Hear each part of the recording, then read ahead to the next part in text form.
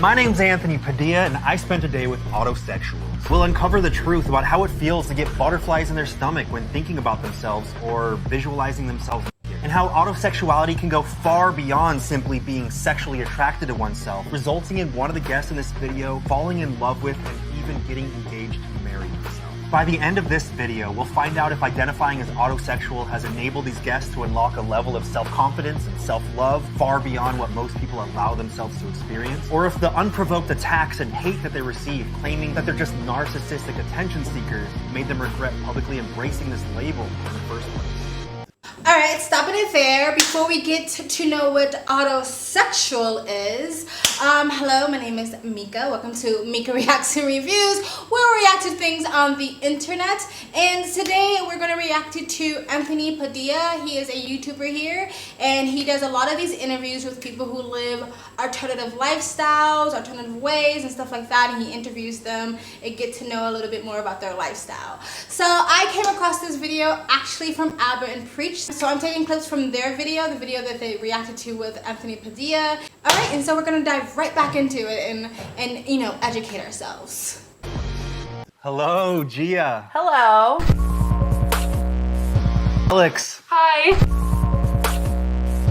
Kenzie. Hi, Anthony. How are you? How do you define autosexuality? It's self-love. It's seeing yourself in the mirror and being able to not only love yourself, but be aroused by yourself. I prefer self-pleasure over sex with like partners or anyone else. In the same way I would be attracted to a lover, I am attracted to myself. It goes beyond sexual attraction to yourself. It is also romantic. Yes, very much so. Is it the exact same thing as interacting with like a potential suitor? I look at myself the way that like other people would look at their partners. You stand there, nude in the mirror, admiring your body and saying, damn. Bangable. Yes, like that. I love looking at myself in the mirror, and when I spend time by myself, I often feel like I'm spending time alone with a crush. I just look in the mirror and I like what I see. I may even look in the mirror while doing my sensual acts with myself.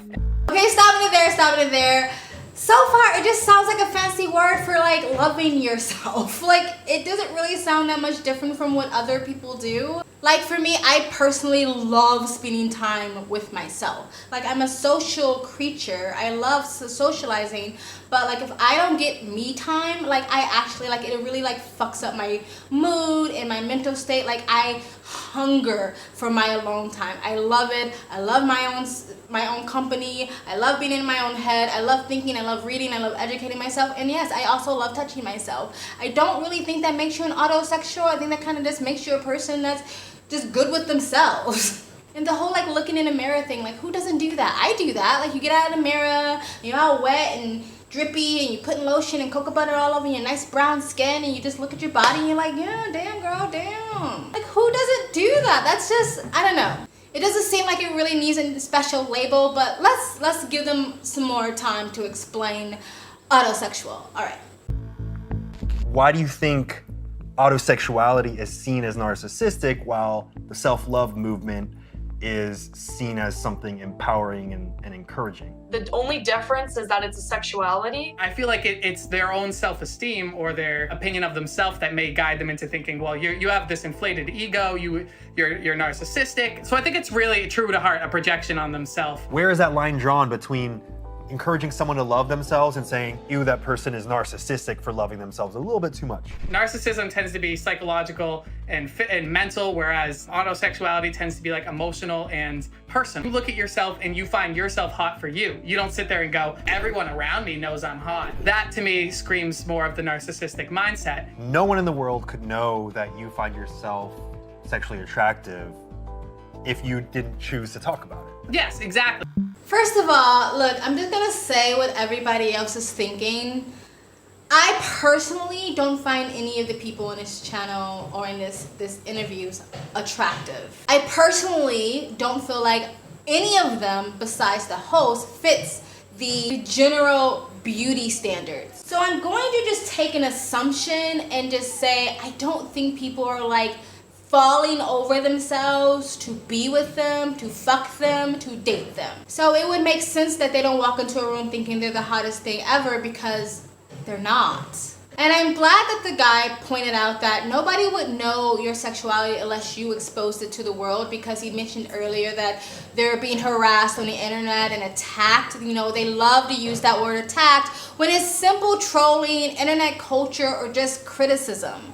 Someone thinking your lifestyle is weird or strange doesn't mean that it's an automatic projection. To be completely honest, they're not hurting anybody, and I don't actually care what the fuck they identify as. However, I do have to say, it's annoying when people put these sort of labels on themselves, and they use that label not to only create their entire identity, but they use those labels to make themselves more virtuous and better than everyone else and put themselves on a pedestal. Because as the host said earlier at the beginning of the video, that they're willing to go beyond self-love more than most people. Like, oh, we don't know how to love ourselves enough, and these three people, they found the key to the ultimate self-love by pleasuring themselves in the mirror. But to put it in that way, and to put it in like, to word it that way, is almost like, but we're actually just better than you because we just love ourselves so much, because we just love finger banging ourselves and jacking off constantly. Anyway, let's continue. Exactly.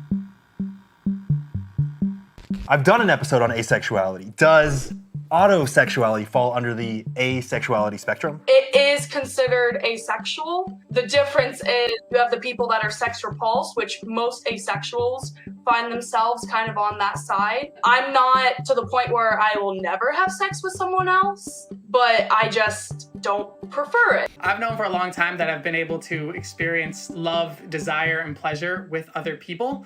But the second that you surpass, second base and you're migrating on to third, my brain tends to shut down. To what degree do you prefer self-pleasure over pleasure with others? Out of the entire month, I usually only have sex like once or twice. But then with myself, it's pretty healthy, pretty regular. It's like I'm not completely turned off on it. It's just not that common to find me actually wanting it with other people. Is it fluid? Is it some days it's more than the other, or is it pretty consistent? For me, I would say it is pretty fluid. Like, I have some weeks where I have pretty regular sex with my partners, and then other times where I go several months without wanting anyone else.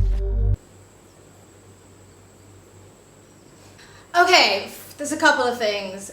The guy, and most of them, they just sound like regular schmegular people. I don't know if they think people are just like constantly having sex with one another, but they're not. If you look at the data and the statistics, especially the younger generation, are pretty much not having sex, and a lot of young men are pretty much involuntary incels.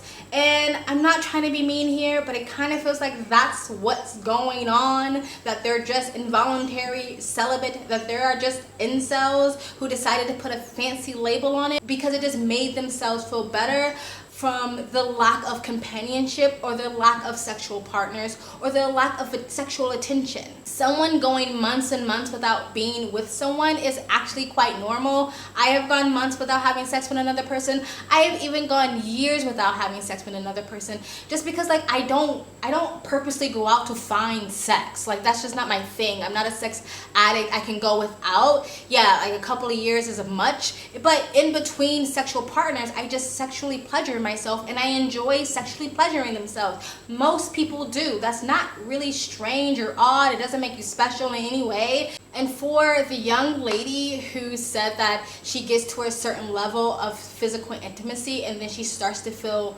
off about it or she gets uncomfortable, that to me screams like you need therapy.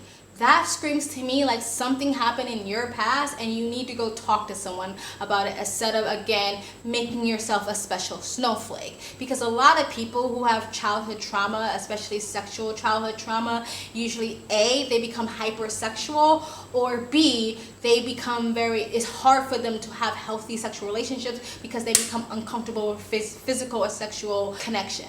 So she might want to go talk to, I don't know her, I could be completely wrong, but she might want to go talk to somebody about that. But anyway, let's continue. Do you remember the moment when you realized that the attraction that you felt for yourself was different than the way that others were attracted to themselves? It started when I was 7, and I looked at myself in the mirror after I had showered, and I noticed I really liked what I saw. I discovered I was autosexual before I realized I was attracted to other women, actually. Stop it. I just mentioned the therapy. Someone at 7 years old being sexually aroused by themselves, sexually attracted to themselves, even thinking about sex and going through the acts of sex or sexual pleasure, that is hypersexual for that age and is inappropriate. Again, it kind of sounds like somebody needs to go speak to someone and go seek therapy, because two of the people in this conversation have sort of said things that hint to the fact that something was not right in their childhood that kind of created this sort of attachment issue with their sexuality or being sexual with other people. And instead of seeking help for that and understanding what the root cause of that, they gave themselves these labels instead. I'm not a doctor, I'm not a therapist, I don't know them, but because I was abused as a kid, I've done a lot of research, and I've read a lot of papers and psychological papers and stuff on the side effects of sort of the cues of people having childhood trauma, and it's what they're saying kind of reigns true to me when it comes to that. But I could be wrong, but it feels a little off to me. But anyway, let's continue. I actually decided to go online and say, why is it that sometimes when I'm doing the do, I think only of myself? And that's how I came to the discovery that autosexual was even a term. Your brain's gonna sit there and think, wow, am I full of myself? And it takes that sitting down and saying, no, because I don't care what other people think of me. Well, if you didn't care what other people think of you, you wouldn't be announcing it to the world about your sexuality, because again, nobody would know unless you said something. Again, let me make it really clear. I'm not mad at these people. They're not hurting anybody. I am not a kink shamer. I'm not a sexuality shamer. I know some of my conservatives think a lot of this stuff is weird. To be completely transparent and let you in on my little life, I worked in kink, I worked in fetish, I did a lot of research in kink and stuff like that because I needed to know the terminology, because I worked as a dominatrix. So yes, I got paid to be abusive to men, but it was consensual. And kink and fetish is extremely common. Some of your most normies, suburban mom and dads practice kink and fetish. Difference is that those people are okay with those things being private. Those people are okay with those things not being normalized. Those people are okay with those things being underground and counterculture, because again, it's their personal life that they choose to share with themselves, their partners, or other people that's a part of their kink community. And there's nothing wrong with that. Why are people obsessed with making everything so fucking normalized? It's just the pure fact that they seem to want attention for it, and they seem to want it to make it their entire identity, and they seem to allow their sexuality sort of to be kind of like their virtue. And that is where I have like a kind of a problem with it. Not to the point where I want them to stop, but to the point where I'm going to talk about it and meme about it and kind of make fun of you and troll you. Anyway guys, tell me what you think of this video. Do you actually believe that autosexual is a real thing? Do you think that it's just a made up term? Are you an autosexual? Let me know in the comment section below. Please like, comment, subscribe, hit that bell to get the notification when I do upload. All of that really does help with the algorithm, guys. And if you'd like to support the channel any further, you can donate. My PayPal and Cash App link is in the description box below and also in the comment section. Of course it helps, but you don't have to. You can just like, comment, subscribe. Another great way to support this channel is either join my brand new membership program, different levels, different tiers, different perks, or you can visit my brand new merch shop. Links down below and links to all the alternate platforms, my socials, all the ways to support me and all the ways to contact me for business is always in the links down below. I also have a second travel vlog channel. I travel as a lifestyle or I live abroad. If you'd like to know where I am in the world, you can go to the description box below and also in the comment section. Hit the link, go subscribe to my travel vlog channel, and or follow me on my travel Instagram. My stories is usually what's most up to date. And you guys have an amazing day.